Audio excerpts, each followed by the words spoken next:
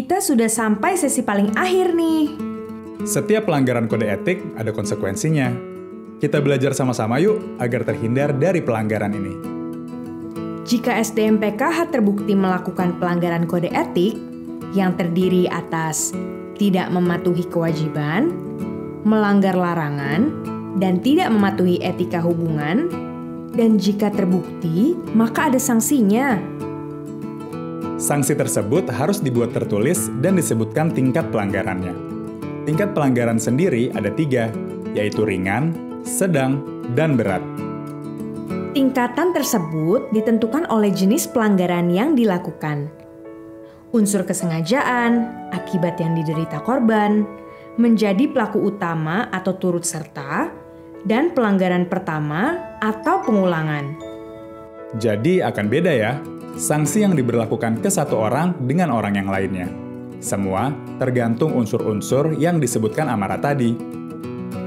Satu lagi Zidan, ada yang berpikir kalau pelanggaran pertama hukumannya paling ringan. Itu tidak benar ya. Pelanggaran pertama, kalau tingkat kerugian korbannya tinggi dan disengaja, bisa langsung mendapatkan hukuman berat.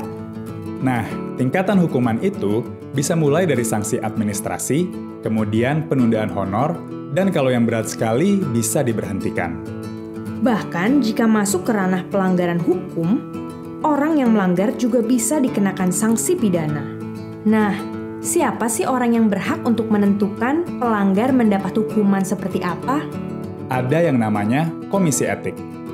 Komisi Etik ini berisi orang-orang yang memiliki reputasi baik, memahami seluk-beluk PKH, terdiri atas beberapa unsur seperti akademisi, orang dengan latar belakang hukum, psikologi, manajemen, dan sebagainya.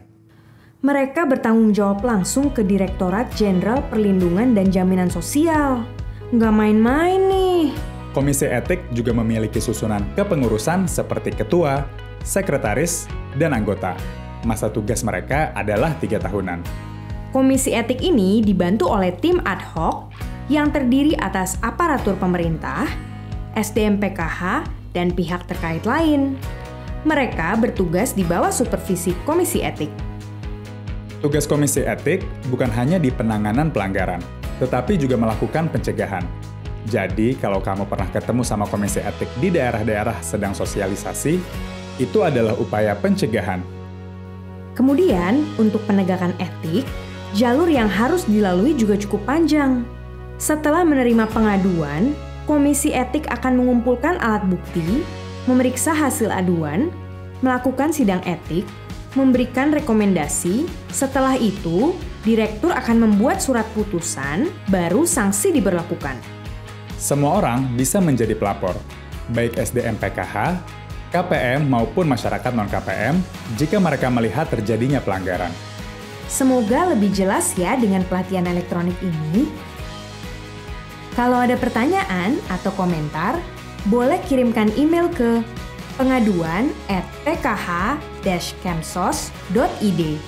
Sebelum pamit, sekali lagi mau mengingatkan, SDM-PKH bukan hanya mendampingi KPM, tetapi juga bertugas untuk menjadi motivator dan contoh. Jadi, sebisa mungkin hindari dari kemungkinan melakukan pelanggaran. Kalau masih ada yang meragukan juga, tanyakan pada koordinator ya. Sampai ketemu lagi, sehat selalu. Program Keluarga Harapan meraih keluarga sejahtera.